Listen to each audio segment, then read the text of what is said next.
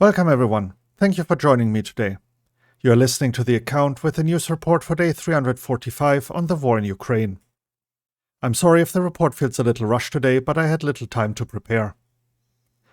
Nothing to point out or highlight today happened.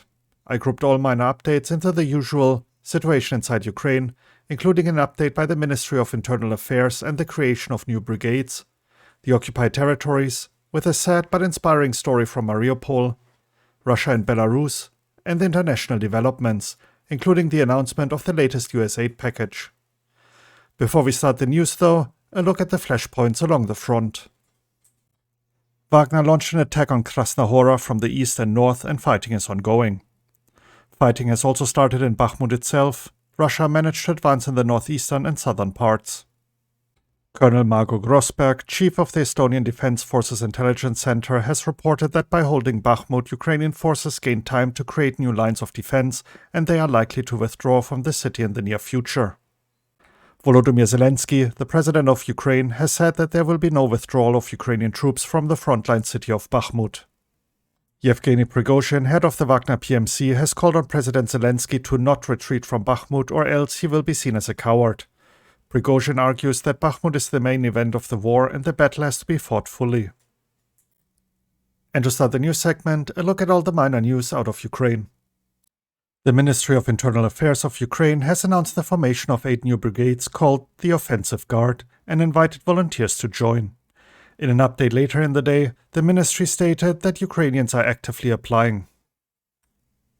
The death toll in Kramatorsk rose to 4 following a Russian missile strike that caused a residential building to partially collapse, the National Police of Ukraine reported.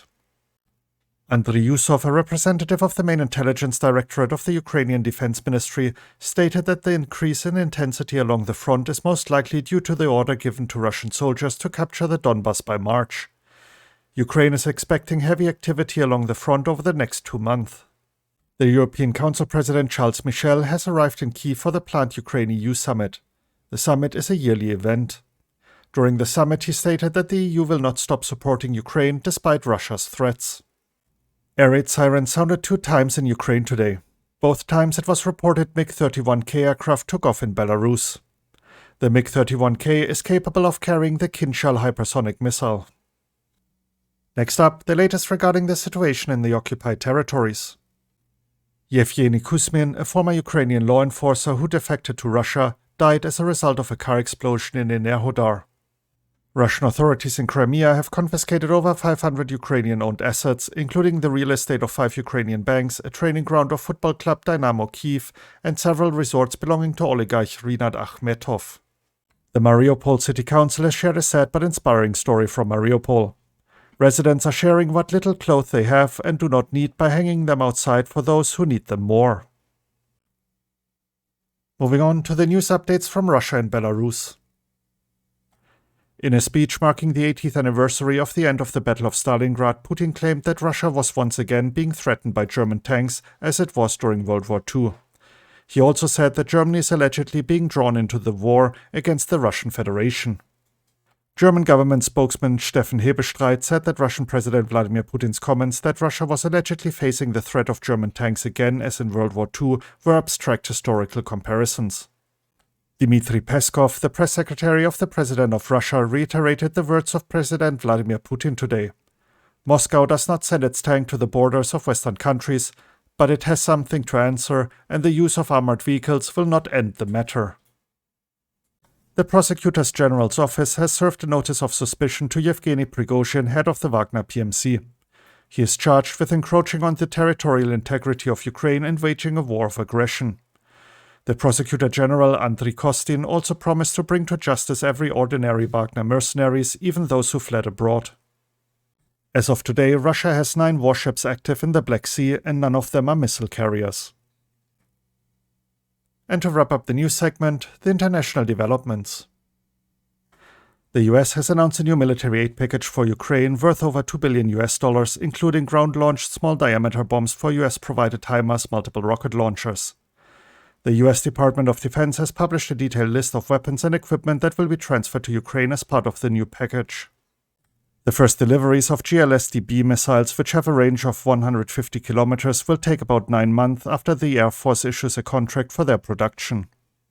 Germany and Sweden are in talks over a new arms package under which Stockholm would provide Ukraine with surface-to-air missiles and launchers for the German Iris-T air defense systems.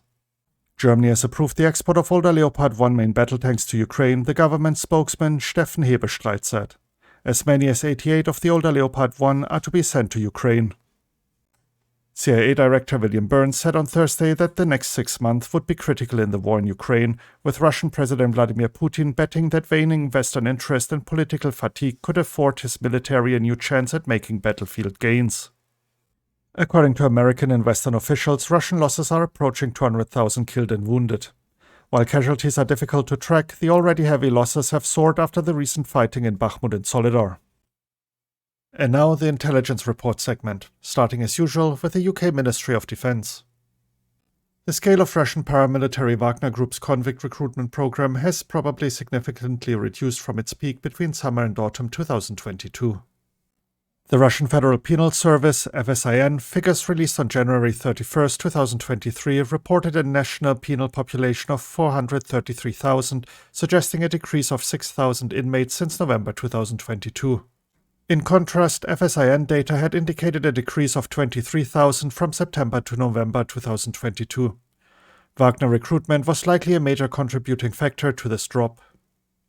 Separately, anecdotal evidence from Ukrainian combatants over the last 10 days suggests a reduced Russian reliance on human wave-style assaults by Wagner convict fighters in key sectors.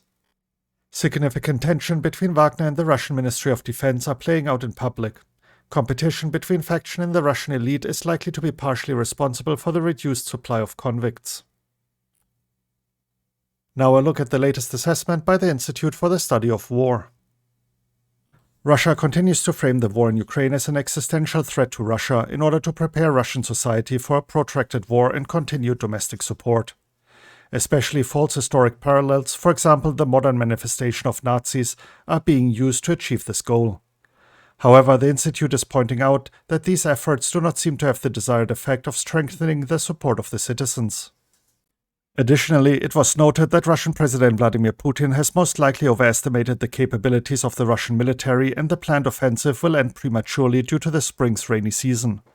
This could set favorable conditions for a possible Ukrainian counteroffensive during late spring or summer once Western tanks have been delivered and incorporated. And to wrap up the report, the evening update by the General Staff of Ukraine. The enemy continues to conduct offensive operations in the Liman, Bakhmut, Avdiivka and Novopavlivka directions, suffering heavy losses in personnel and military equipment. The enemy continues to suffer losses. Thus, in Belarus, Luhansk region, the occupiers converted the central district hospital into a military hospital and brought up to 120 wounded servicemen of the armed forces of the Russian Federation. To replenish its losses in manpower, the enemy continues a recruitment campaign among prisoners. Over the last week, up to 1,000 mercenaries were recruited in correctional facilities in the Novosibirsk region of the Russian Federation. And that wraps up today's news report. If you're interested in any of the articles, you can find the links in the description as usual. Thank you for tuning in and have a great day. You were listening to The Account. Slava Ukraini!